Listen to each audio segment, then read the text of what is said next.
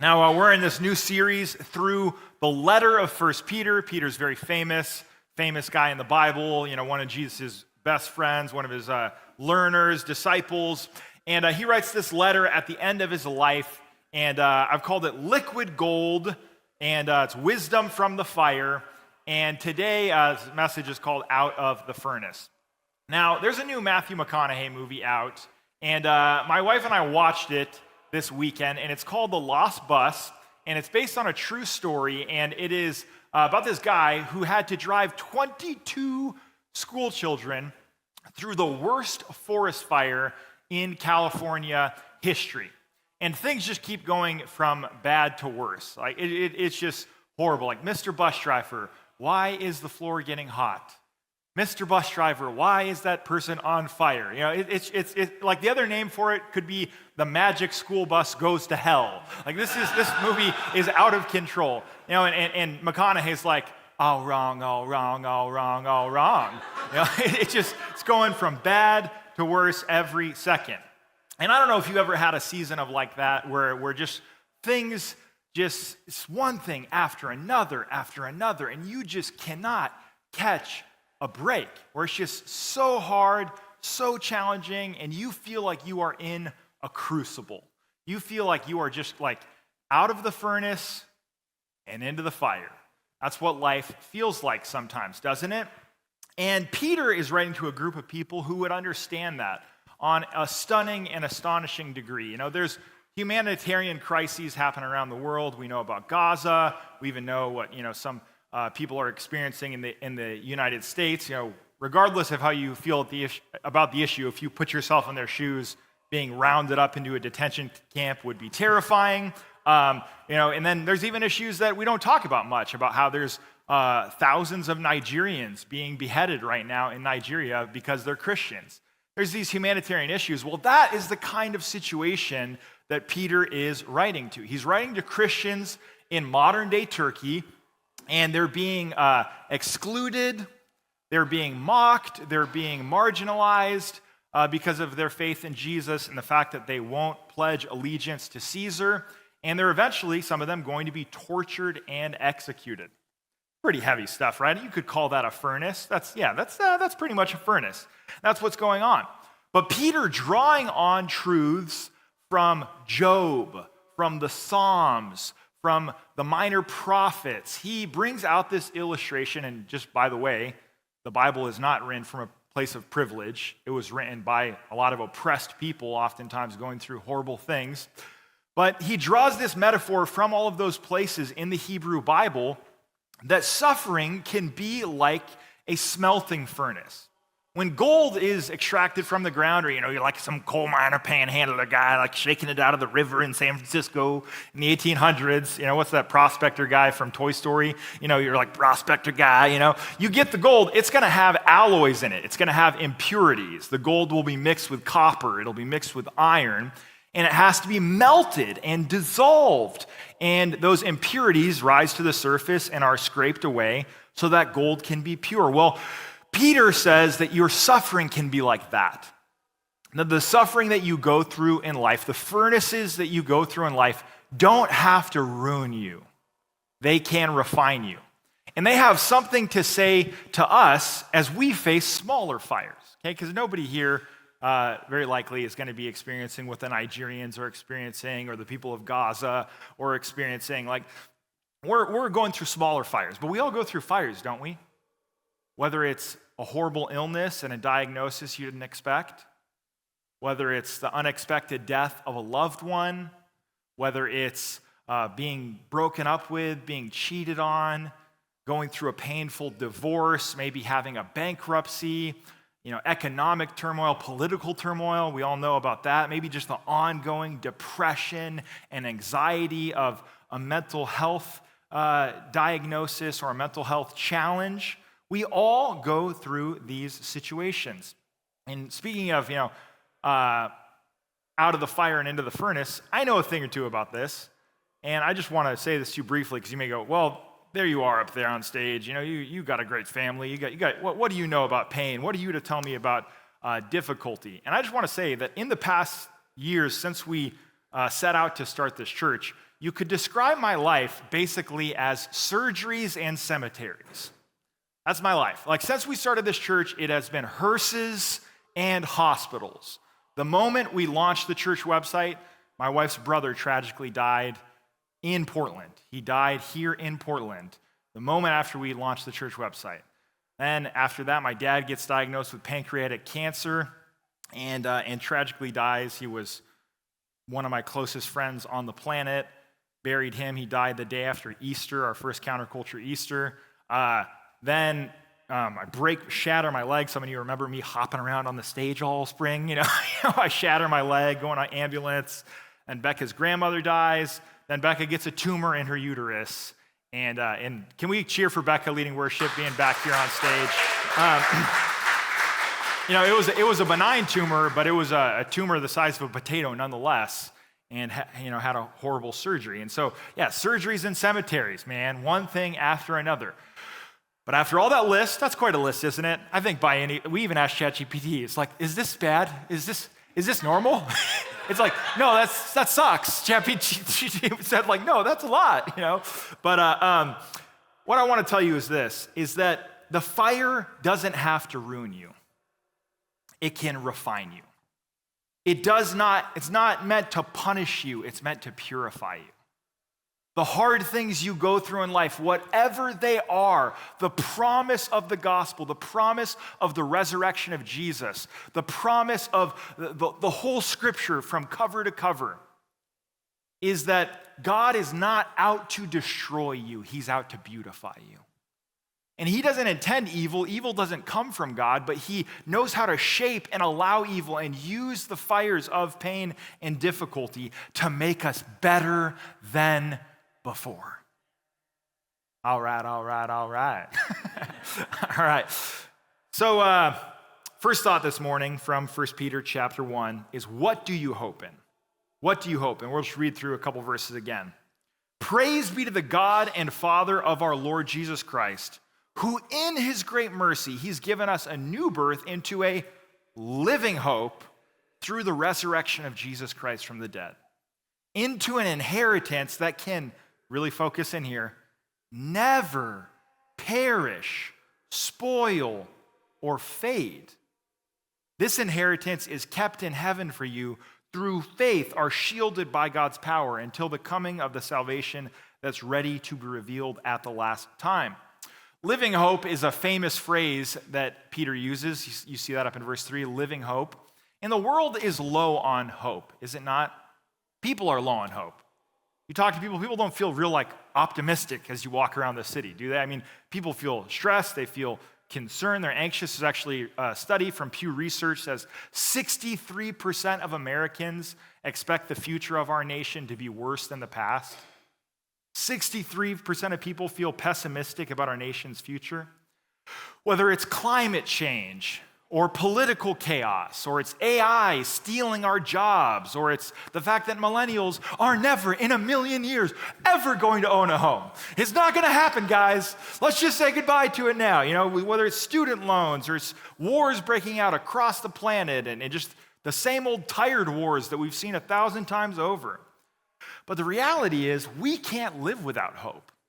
Human beings are hope-shaped creatures. And I think what this passage is asking us, if you read it over and over again like I did this week, it's asking you, what do you praise?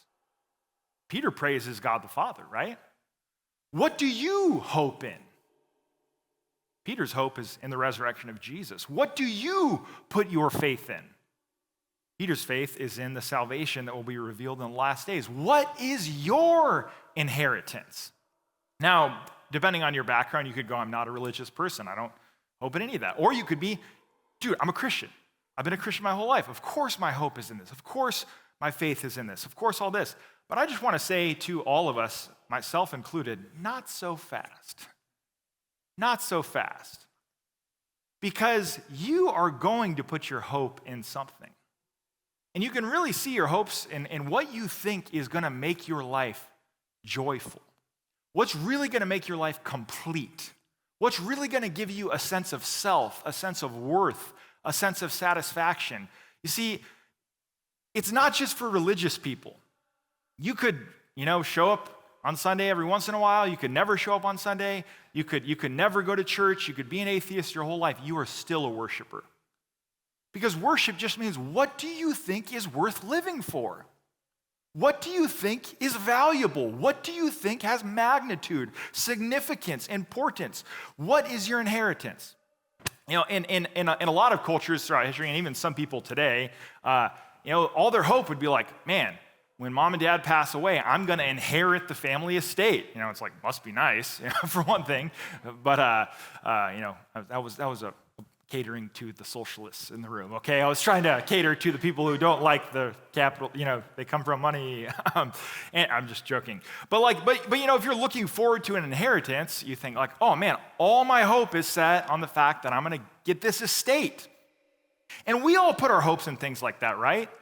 We think, if I just get that promotion, if I just get that better job, if I could just, crack 6 figures, if I could just crack 7 figures, if I just had a better body, if I was better looking, if I weighed less, if I could put on weight and, get some muscles, get some definition, if I could, marry that person, find that dream guy, find that dream girl. We all have these things that we put our hope in. But what I want to say to you today is that the reason why so many of us are anxious, the reason why so many of us are worried, the reason why so many of us are insecure, the reason why we overwork and we can't rest and we can't turn it off and we're too busy and we don't have time for God, we're too busy, The reason why all these things happen is because we're putting in our hope into things that perish, spoil, and fade. We're putting our hope in things that, oh man, I put on some weight. I feel horrible about myself. Oh, the economy crashed. And, all these investments that I had fell apart. I didn't get the promotion. Oh, my boss, I got laid off. What if I get laid off? What if the planet burns and everything's on fire? And then where will I go hiking? Like we put our hope in things that perish, spoil, and fade. It's a bit of a, intense illustration here. So a little bit of like trigger warning, even though psychologists actually say that avoiding all your triggers actually isn't even good for your mental health. But little trigger warning here. I watched this TV show with Rami Malek called Mr. Robot. I don't know if anybody saw that. But he's like this hacker, genius, super genius. And, they kind of, let's start like anonymous. They managed to hack something similar to Bank of America, okay? And they erase all the financial records. And one of the executives for this corporation goes on TV and he says, the one thing we know is that this is impossible to fix. We can't get our money back. All my investments, all my 401k, all my retirement, my life is over. And then that executive commits suicide on live TV. A really intense TV show. I want to ask you something. Is your inheritance something that can be hacked? That's what Peter's getting at. He's saying, why do we have joy? Why do we have peace? Because we have an inheritance that can't be hacked. We have something that can't perish, spoil, or fade. And the reason why, and I take medication, I'm all for therapy, I'm not against that stuff. But a huge reason why we're so anxious, a huge reason why we are insecure, a huge reason why we overwork and can't rest, a huge reason why we are so overwhelmed and down on ourselves and bogged down and frustrated is because we are trusting in something that is perishable. We're trusting in something that can be taken away from us. Now let's jump down to verse 8. Though you've not seen him, you love him. And even though you do not see him, now you believe in him and are filled with an inexpressible and glorious joy. Peter had seen Jesus. He'd hung out with him for 3.5 years. He'd done everything with him. But these people in Turkey, modern day Turkey, it's called Asia Minor, Pontus, Galatia, Bithynia, Asia, they'd never seen Jesus. And this could be where somebody in the crowd be going, yeah, that's cool, Jesse. You don't trust in things that can be hacked. Good for you. But you know what? That's not so great. I'm an empiricist. I was driving on 84 the other day. I'm on 84, and the car in front of me has a bumper sticker that says, God is an imaginary friend for grown-ups. And I didn't like that very much. I didn't like that one bit, So I cut him off and I threw my slushie on his windshield. No, I didn't do that at all. But isn't that what a lot of people say? This, God's just an imaginary friend. God's like Santa Claus. Good for you. You believe in tooth fairies and Easter bunnies, and you believe in God. And, a lot of people in Portland would say something like that. But here's the problem there, and I just want to say this, is that I don't know of a single adult convert to the Easter bunny. Not even one. I don't know of a single adult convert to imaginary friends or Santa Claus. But there are millions, if not billions, of adult converts to Jesus Christ. And I just want to show you a couple of them. So we got Salvador Dali. He was raised by an atheist father, converted to Catholicism. Francis Collins was an atheist, got a PhD in astrophysics. Then thought, I don't know how to do this other than be a professor. I'm going to go be a medical doctor. He goes and becomes a medical doctor, converts, becomes a follower of Jesus after having been an atheist. He goes on and maps the human genome, and he also supervised the COVID vaccine. I don't know if you know that. Like, the guy who supervised the COVID vaccine is Francis Collins, a follower of Jesus. Noah Lyles recently said, I was the prodigal of prodigals. He just got baptized. I saw it on Instagram. We got Rosalind Picard. She works at MIT, was an atheist all into her 20s. And then she created technology for epilepsy and won the equivalent of the Nobel Prize for engineering. And I could just go on. Alan Sandage, he actually discovered the Big Bang. Ayaan Hirsi Ali, she was one of the new atheists. She was like chums with Richard Dawkins. She was up there with Peter Hitchens. She was a new atheist. She hated Islam. She had grown up in Islam. She was an atheist. She just came out as a Christian. I don't know of a single convert to the Easter Bunny, but the guy who made the COVID vaccine converted to Christianity. That doesn't prove it, because that doesn't prove Christianity is true, but maybe it should make us a little bit less dismissive of it. Maybe it should tell us, maybe this is actually worth a second chance. It doesn't prove it. It doesn't prove anything that they believe in it. I'm saying maybe don't dismiss, maybe not so fast. Maybe look into it a little bit. There's so much more that I want to say here, but I do want to say, and be honest, we can go back to the point on the screen. I can take those guys off. But I will be honest, one thing that has bothered me a lot of my life is the fact that God's invisible. For a long time that bothered me. I don't know if that bothers you. Like, man, really weird that God's not invisible. I don't hear voices from the sky. Like, and you could think I'm an empiricist. I want to believe in things that I can see. But there's an Oxford scholar who made a point that permanently alleviated that issue for me. I don't know if it will for you, but it did for me. Permanently resolved that issue. This Oxford scholar says, you want proof for God. That's the same way you prove the existence of a rare bird or a new element.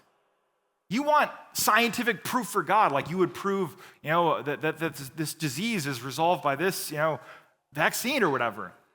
He goes, God is not an object in the universe. God is the author of the universe. And to look for God that way is like Frodo looking for Tolkien in the Shire. God is not an object in the universe. God is the author of the universe. Hamlet is never going to find Shakespeare in his castle. Because Shakespeare exists on a different plane of reality. He's the author of existence. And the only way we're going to know the author is if the author chooses to enter his own story. And that's precisely what Peter says. So check that. That's what he says the living hope of the resurrection is. Check out Acts 3:15. This verse comes as close to any verse I can find of summing up why I'm a Christian. You killed the author of life. You killed Tolkien. You killed Rowling. You killed Shakespeare. right? He entered the story. You killed the author of life who chose to write himself into the story. That's called Christmas. That's the incarnation. It's the author entering the story. But God has raised him from the dead, and we are witnesses of it. This is the living hope of the resurrection of Jesus Christ. He says we're witnesses. We met the author, and we saw him rise. You see, the thing about Christianity is it's not a morality. It's not a philosophy. It's not a mystical experience. Christianity is about an event. It is about the crucifixion of Jesus during the reign of Pontius Pilate, the prefect, and his resurrection from the dead. It either is an event that happened or it did not happen. Either Jesus was crucified and raised the third day, or he wasn't. And that's what it all comes down to. And that's what Peter is saying his living hope is.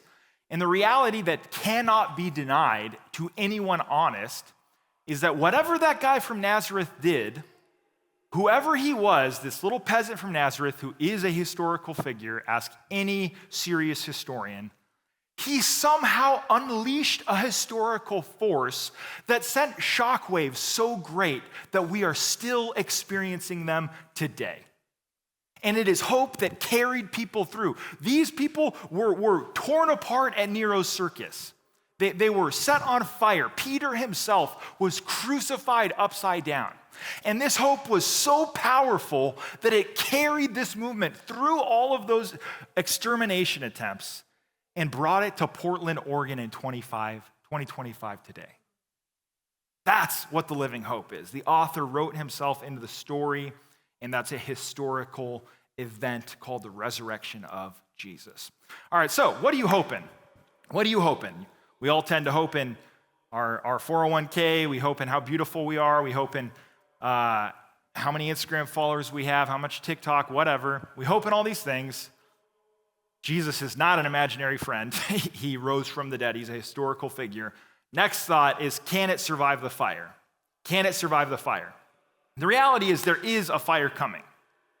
There is a fire coming your way. I always feel like I'm the bearer of bad news, but I feel like it's important to tell people this. You know, you warn the people you love. Bad things are going to happen to you in the future.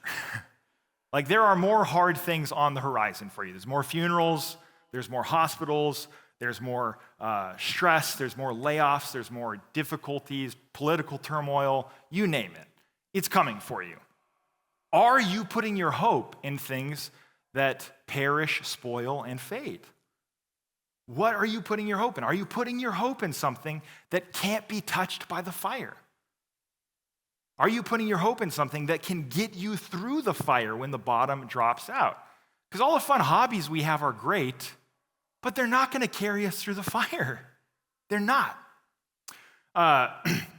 Verse 6 and 7. In all this you greatly rejoice, though now for a little while you may have had to suffer grief of all kinds of trials. These have come so that the proven genuineness of your faith, which is of greater worth than gold, which perishes, even though it's refined by the fire, may result in the praise, glory, and honor when Jesus Christ is revealed. So,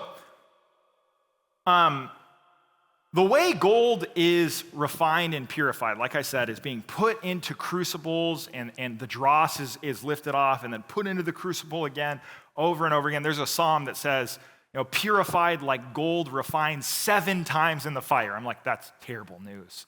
I do not want to go anywhere near the fire 7 times.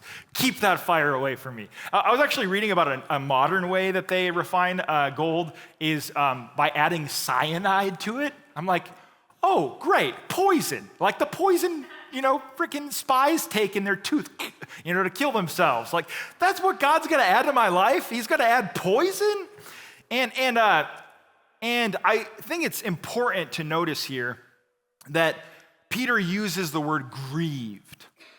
When I tell you to put your hope in God so that you become a less anxious person, I'm not saying that we shouldn't lament, we shouldn't grieve, we shouldn't mourn. The Bible gives us permission to even get angry at God. If you read through the Bible, you actually read it attentively, read the Psalms in particular, There's plenty of places where you can weep and howl and be frustrated about the things that are happening. That is okay. But here's what I think it looks like to have your faith in God in a way that survives the fire and is pure. And what God wants to get us to is it's not stoicism. It's not like I just don't care. I'm not fazed by anything. I'm just, have nirvana. I'm beyond all those attachments. It's not that. But here's what I think it is. Just because something bad happens to you doesn't have to make you bad.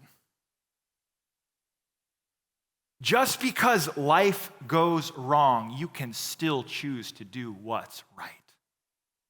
I think that's a big part of it. And that's kind of what I learned, My dad dying on Easter while I'm planting a church. It's like, screw all this. I'm out of here. I'm moving to the Tahiti. I'll catch you later, everybody. I'm going to go drink myself into oblivion. like how easy would it have been that for me to do that last year? Pretty easy. Sounded pretty good. But I think what faith can do is it can make you into a person that when life goes wrong, you still choose to do what's right. Now, something that I think should be required reading for all of us is the parable of the sower. And I want to put Luke chapter 8 up here for you. This is required reading. If you are a new Christian, if you are considering becoming a Christian, if you've been a Christian for a long time and you just forgot about this, go read the parable of the sower. It's in Matthew, Mark, and Luke for a reason, okay? Parable of the sower. Read it. Take time to read it. It's in Luke chapter 8. It's an easy one for you. But he says that God's word goes into our heart like a seed, but that some people, they get all excited. They're like, yes, I'm a Christian now. This is awesome. But they don't take deep root. And a time of testing comes and they fall away. The other thing he compares it to is thorns and thistles. People get too busy. They get too bogged down with money and the desire for other things, and it chokes out the seed. That's the other one. But we'll just focus on this one. A time of testing comes and they fall away. I'm speaking to myself as much as I am anyone else, but suffering reveals our true motives. Suffering reveals why we're actually following God. And if we give up on God when life gets hard, it proves that we were never actually following God. If you only serve God to make your life better and go the way you want, you were never serving God. You were using God. You weren't serving him. You weren't going, you're my joy, you're my delight, you're what makes life worth living. You're like, no, maybe if I do God this favor, he'll do me a favor. And suffering purifies your motives. Suffering reveals the real reasons why you're in it. Suffering changes you. If you give up on following God because of suffering, it proves you weren't really following God. And I'm not saying that, like I already said it, it's okay to lament, it's okay to thrash, it's okay to like lament and be frustrated. It's a process. But what's really interesting is that gold is a noble metal, all right? If there's any like chemistry guys out here, they're like, ooh, this is my sermon, Jesse. But gold is a noble metal, okay? And what that means is that if you have gold that gets tarnished and rusty and green, it means that it has a lot of impurities in it. It's got copper in it, it's got iron in it, whatever mixed in.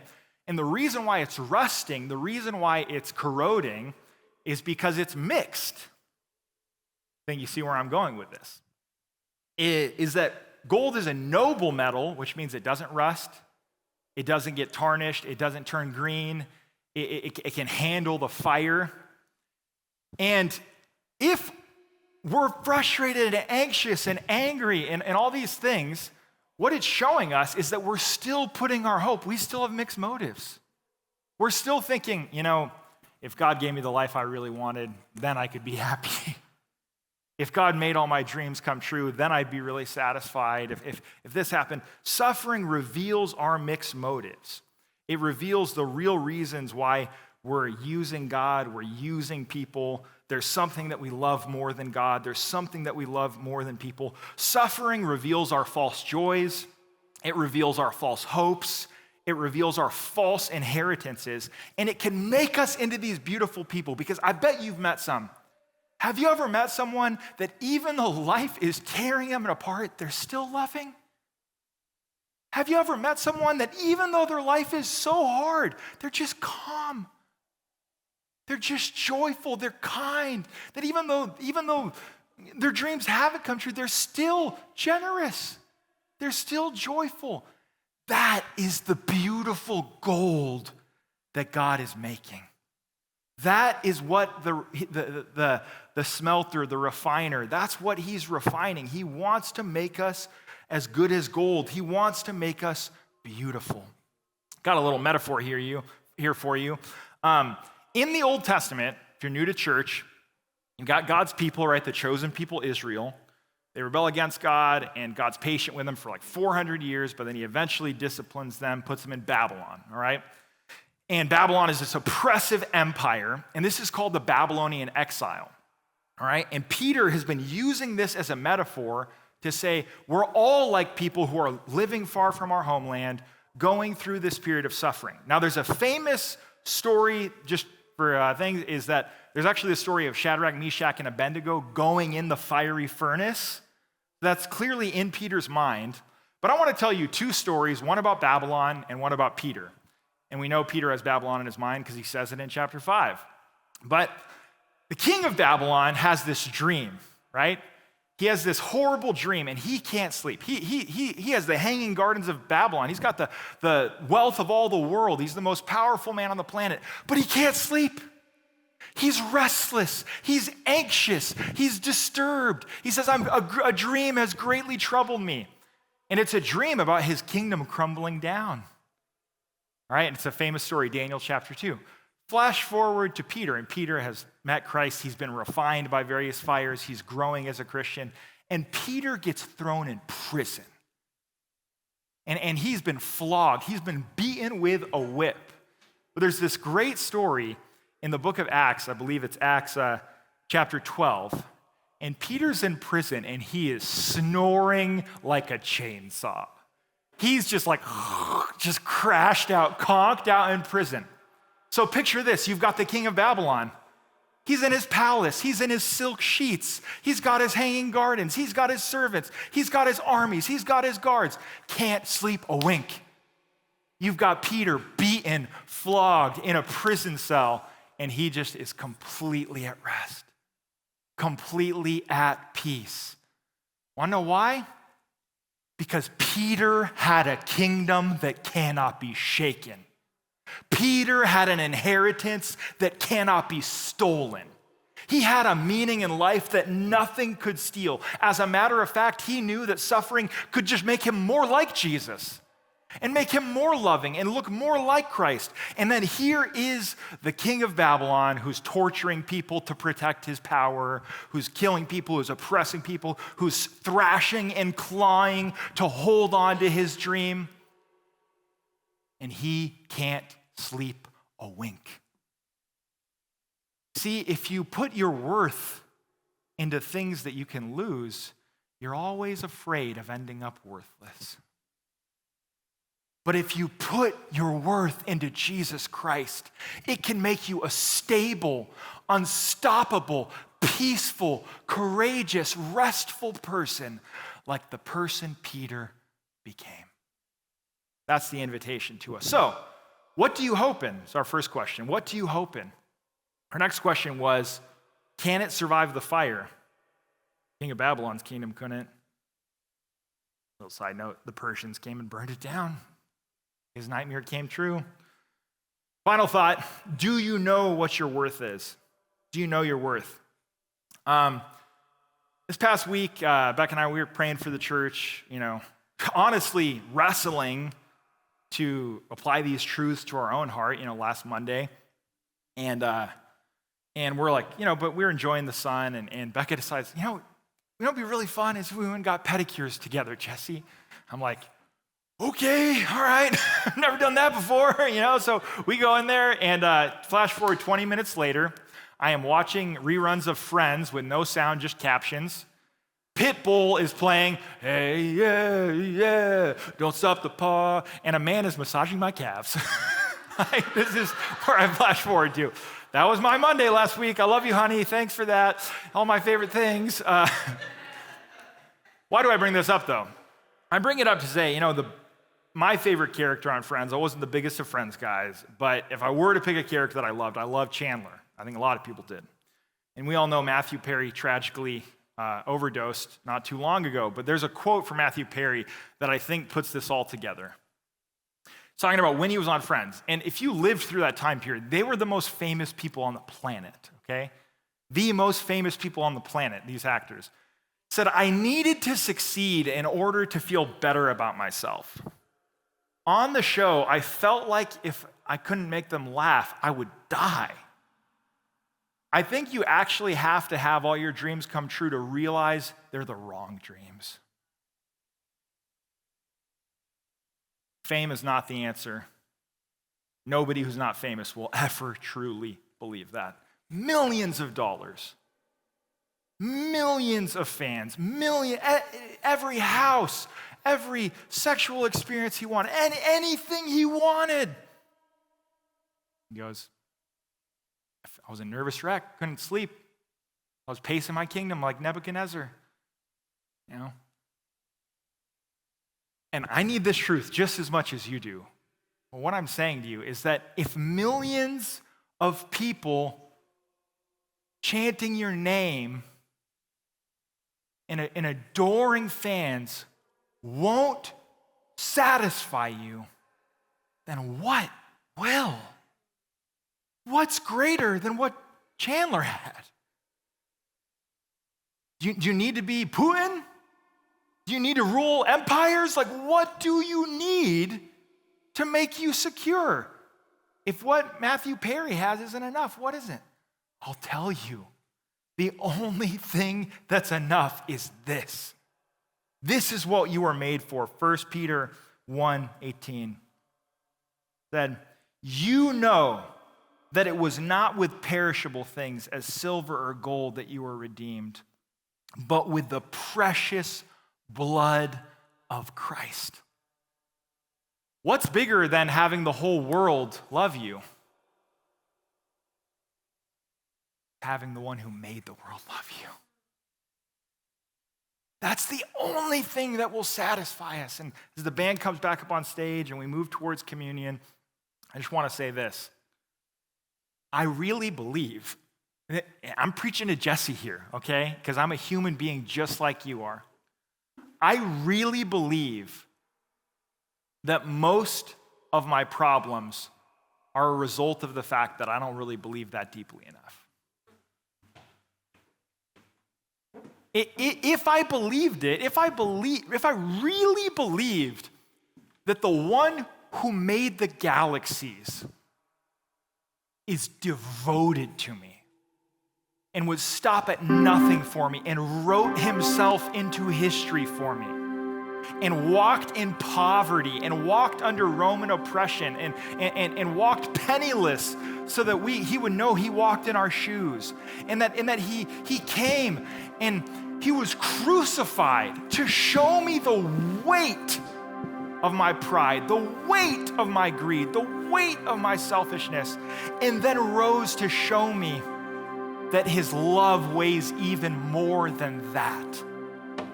It was just hitting me yesterday and this morning. I was writing in my journal, and I'm just gonna be honest, I want this church to succeed. I want to be a success. I want what everybody else wants. I'm human just like you are. I want to not be afraid of what's going to happen in 2027 or whatever. Like, that's what I want. But it hit me this morning like a bolt of lightning. I was like, if I really believed Jesus Christ loves me, that I wouldn't need a room full of people to clap for me. And it wouldn't matter if there's 5 more rows to the back of the room. If I really believe that the King of the universe is obsessed with me and wants to pour out mercy on my life, I wouldn't need anybody else to approve of me. And I think that is that inexpressible joy that Peter finally, it took him a while, locked in on. And it took him to Rome and they crucified him upside down and he didn't even care. because he knew he was accepted by God, and it didn't matter if he was rejected by anyone else. That's what communion's all about. So that's why we take communion every week. You can pass it out loud. Lord, I pray this would be real to us. I pray it would be real. We don't believe it, God. We don't believe it. I don't believe it. We think that we just had more money or a bigger house or more someone beautiful to tell us they love us, or someone handsome to tell us that we're gorgeous. We think all those things will satisfy us, and we're terrified of losing them. We're anxious, and we're like Nebuchadnezzar, and we're like Matthew Perry. God, but if you would just make it real to our hearts, that we don't need the whole world to tell us they love us, because the one who made the world loves us. God, make it real to our hearts. I pray that this church would be deeply converted, and that it would grip us, and the thorns wouldn't choke us out. We wouldn't say, oh, I'm too busy for God. The trials wouldn't, wash us out, burn us out so that we fall away. But God, we would say nothing else in this world matters. If the gospel's true, nothing else matters. Make it real to our hearts as we take the broken bread and the cup. God, make it real to our hearts. Let us be deeply converted. In Jesus' name, amen.